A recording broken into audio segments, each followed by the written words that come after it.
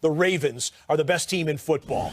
Here come the Tennessee Titans. You might want to get out the Christian Okoye 1980s big boy pads for this one. Yes, this is the game as a DB. You better put your big boy pads on because we know what Tennessee is going to do. They are going to run the football with Derrick Henry downhill. You know, somebody said, look at those holes. Anybody can run through those holes.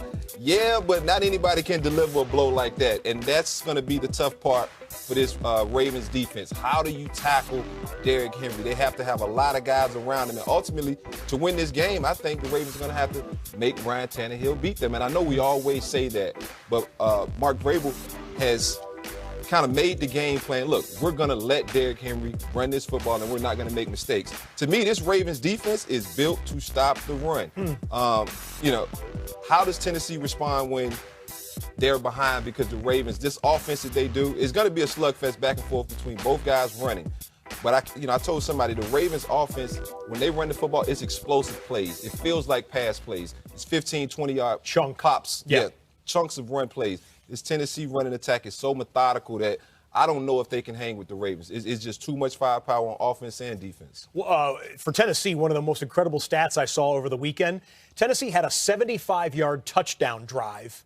Derrick Henry had all 75 yards of the touchdown drive. So it's coming. Can the Ravens stop it? You better know where he is. Lindsay? Other AFC matchup is a rematch. It's the only rematch of the divisional round, and it went Houston's way back in Week 6 thanks to a strong ground game that allowed them to control the clock and keep Patrick Mahomes off the field. Though they didn't have Sammy Watkins and they didn't have Eric Fisher or Chris Jones. It was Tyreek Hill's first game back from that collarbone injury. He only played half their snaps. Duke Johnson of the Texans says that nothing from that game matters. Is he right, Mike Robb? Well, it matters a little bit, right? Because you're going to go back and look at the film and see how they defended Deshaun Watson, how you defended Patrick Mahomes, all of those types of things. But one thing I saw from this past weekend, Deshaun Watson, the way that he uses his legs, and not just to run the ball. Obviously, he ran the ball 55 yards and a touchdown. But look how he buys time and extends the play in the pocket. This is the new wave of quarterbacking in the National Football League, Lindsay. You're going to have to do this. You cannot just sit in the pocket anymore and beat teams just with your eyes. You're going to have to move around. I mean, look at this play right here. This is the play that won the game.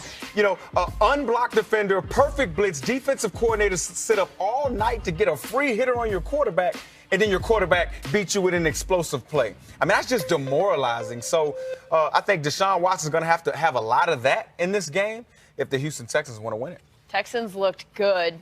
Chiefs had the week off, and they'll be healthy at practice this week. Andy Reid says everyone is going to participate. All right, no days off. It's a phrase that I know you associate with Bill Belichick, but I've got news. And then there were 8. Are they, though, the 8 that you thought they'd be? Kind of a wild card weekend, the most watched since 2016. In the first weekend, this guy's been a fan in 18 weeks. Yes, great to be on my couch with the tens of millions of you who watch postseason football this weekend. And unlimited bathroom breaks, it's heavenly. Okay, and that's all I want to hear about that. Welcome to NFL Total Access with Scott Hansen. I'm Lindsay Rose. We start with the future of the Dallas Cowboys. Major news today as Dallas has hired Mike McCarthy to be their next head coach. McCarthy was out of football last year but made the playoffs in 9 of his 13 seasons in Green Bay. And he is a Super Bowl champion, winning it all back in Super Bowl 45 almost a decade ago. NFL media insider Ian Rappaport joins us now. Ian, last week seemed a bit awkward, quite frankly, in Dallas. It was a slow-motion firing of Jason Garrett, but the Cowboys bring in a coach who has a Super Bowl ring. Why McCarthy, and how did they land on McCarthy? Well, while we were all debating when Jason Garrett was going to get officially informed that he was not going to return as the Cowboys coach, Jerry Jones and Stephen Jones kind of stealthily conducted a coaching search, even though Jason Garrett was still technically employed, though we all knew he was not going to return with Dallas this year. First, they interviewed Marvin Lewis, the former Bengals head coach, clearly focusing on head coaches who have been there before in the NFL.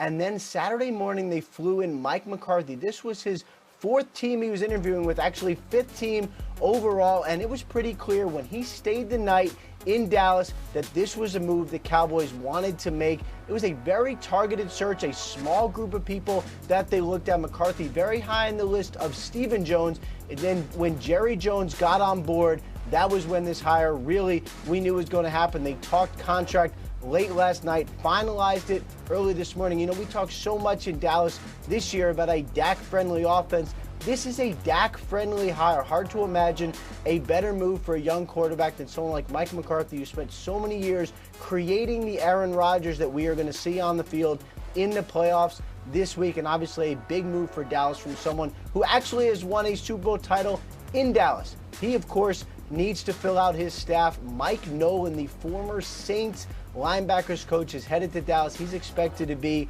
Mike McCarthy's defensive coordinator. Still some things to work out on the offensive side of the ball. Opposite Nolan, from what I understand, though, Kellen Moore is someone that McCarthy likes, so it is possible, and he is open to keeping Moore on the staff. Cowboys hiring continues there on terms of the staff. In terms of head coaches in the NFL, we are down to 3 vacancies: Giants, Panthers, and Browns. Thank you, Ian. Back to Mike McCarthy now. All of his head coaching experience came in Green Bay. 9 trips to the playoffs, including 8 straight at one point. And his record at AT&T Stadium, he's 4-0, as Ian said, including winning Super Bowl 45 in that building years ago. Speaking of the DFW Metroplex, let's go live now to Jane Slater covering the Dallas Cowboys. She is at team headquarters. Jane, what's the reaction inside that building behind you? Well, it's still not official as it applies to the Cowboys. I reached out to them repeatedly throughout the day, and I'm told that there could be a press conference later in the week. This thing is still a fluid situation, but even the coaches who have contracts, they have not heard from Mike McCarthy and his staff, and coaches with expiring contracts have not heard from Mike McCarthy and his staff. So they continue to play this waiting game as well. This morning, I did report that Mike McCarthy had reached out to a running backs coach as a potential candidate. No word on if he has taken the job just yet.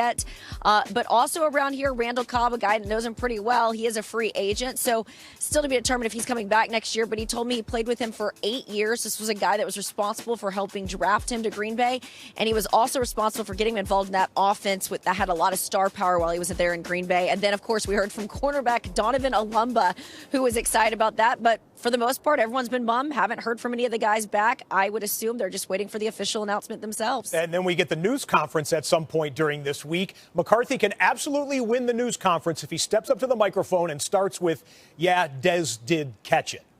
We know Jane Slater will be there when it happens, and we'll carry it for you live here on NFL Network. Thank you, Jane.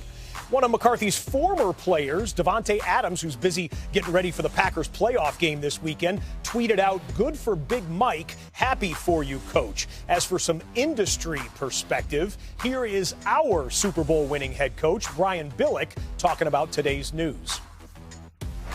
It's the perfect, not good, not great, perfect hire for Jerry Jones and the Dallas Cowboys. Well, Mike McCarthy, first off, he has unquestioned offensive credentials. No one can look at him and not recognize the productivity he's had, what he's done in putting offenses together, mentoring, obviously, and developing Aaron Rodgers. He has got proven head coaching credentials, and that's the number one thing. He's going to step into that team, and the players are going to look and see this is a proven winner in the NFL. He's got a very, very strong personality in the locker room, but he's got a subdued ego. So he's going to be fine with, "Hey, Jerry, you do all the media stuff." In fact, if he could get away with it, he'd probably say, "Look, how about you do all the media? I don't even want to talk to them anymore." Thank you, Coach. Much more on the Cowboys' new head coach here on NFL Total Access. Later in the show, we already told you McCarthy was out of football last year. We're going to show you an exclusive look at how McCarthy spent his time away preparing for this exact opportunity, including breaking down Dak Prescott video 2 months ago. Stay tuned. In the meantime, we've got some football games to discuss. 2 NFC games from yesterday that didn't look anything like we expected. For one, Seahawks-Eagles lost Carson Wentz 5 plays in to a concussion. No doubt that changed the complexion of this one. That still turned out to be close. Eagles up 10-6 in the third until DK Metcalf pulled out this grown man move on Avonte Maddox on his way into the end zone, and also a rookie playoff record for receiving yards. 160 for the second-round draft pick who stole the show in this one, with some competition from Josh McCown, the 40-year-old former retiree who came off the bench to help keep Philly in the game but could not make the play when needed. Here, a 4th down sack, and the Seahawks are moving on to the divisional round, where they will face one of the 2 NFC North teams left in the NFC bracket. Other one, an upset winner in New Orleans yesterday. Vikings flipping all the scripts. And no one more so than Kirk Cousins, who stepped up in the clutch and delivered the perfect pass to Adam Thielen in overtime. How crazy is this catch? Over the shoulder, in stride? That's not easy. And then 3 plays later, it's in the end zone. Back corner, Cousins to Rudolph for the win. The first in the playoffs in Kirk Cousins' career and his only touchdown of the day. But was it a touchdown? Saints say no. They want a PI call on Rudolph.